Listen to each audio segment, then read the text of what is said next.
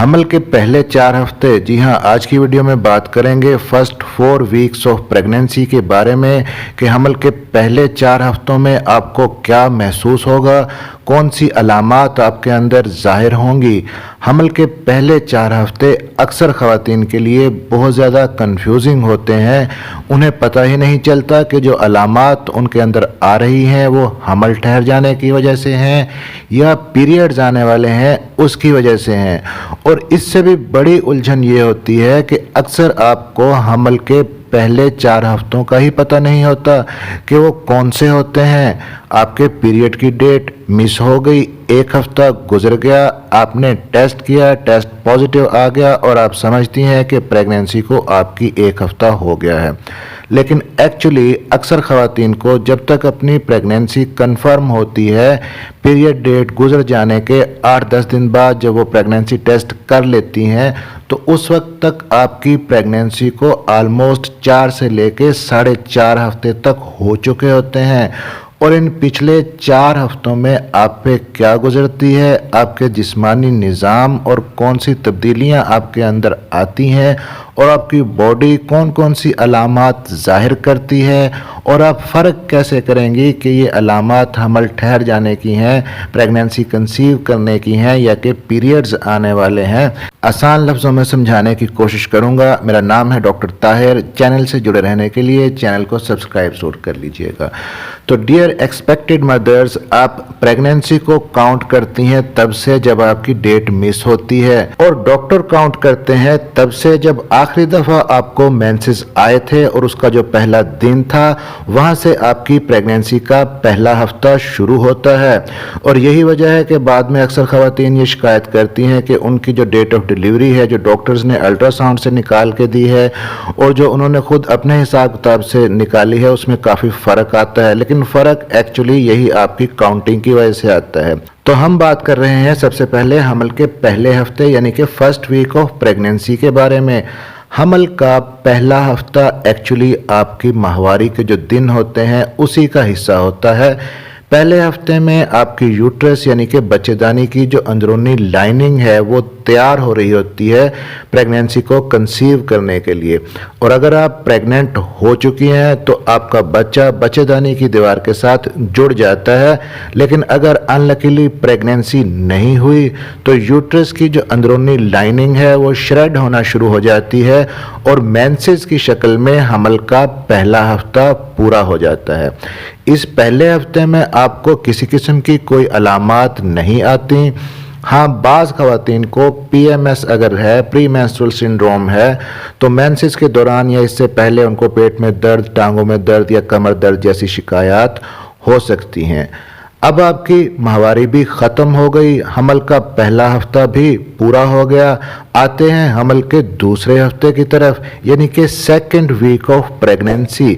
हमल के दूसरे हफ्ते के तकरीबन एंड तक ये वो टाइम होता है जब आपके अंदर ओवुलेशन होनी होती है, यानी अंडे का इखराज होता है। और ये आपके साइकिल का तकरीबन 14वां दिन बनता है जब आपका ओवुलेशन डे होता है। अब यहाँ पर कुछ अलामात आती हैं आपके अंदर, जैसा कि हल्का फुल्का सर दर्द, बुखार, किसी को मतली की शिकायत, पेट में हल्का दर्द, ख़ास तौर पर पेट की उस साइड में जिस साइड की ओवरी से अंडा निकलता है, और हल्की फुल्की स्पॉटिंग या विजाइनल डिस्चार्ज भी हो सकता है। और आप इनको अगेन प्रेगनेंसी की अलामात समझ रही होती हैं, लेकिन ठहरिए, अभी तक आपकी प्रेगनेंसी हुई ही नहीं, प्रेग्नेंट आप अभी तक नहीं हुई। ये अलामात तो ओवुलेशन की हैं, फीमेल के अंदर अंडा खारिज होने की हैं। प्रेगनेंसी तो अभी होनी है, लेकिन आगे चलने से पहले एक टिप आपको बता दूं, ख़ास तौर पर उन ख़वातीन के लिए जो प्रेग्नेंट होने के लिए बहुत अरसे से कोशिश कर रही हैं, कि ये जो ओवुलेशन डे होता है, ऑलमोस्ट साइकिल का जो 14वां दिन होता है, इस ओवुलेशन डे को मिला के और इससे इससे 2 दिन पहले और इससे 2 दिन बाद, ये जो 5 दिन होते हैं इनको आपका फर्टाइल पीरियड बोला जाता है। और इन 5 दिनों में अगर आप मैक्सिमम कोशिश करें कि अपने हस्बैंड से मिलें तो मैक्सिमम चांसेस होंगे प्रेगनेंसी कंसीव करने के, हमल ठहर जाने के।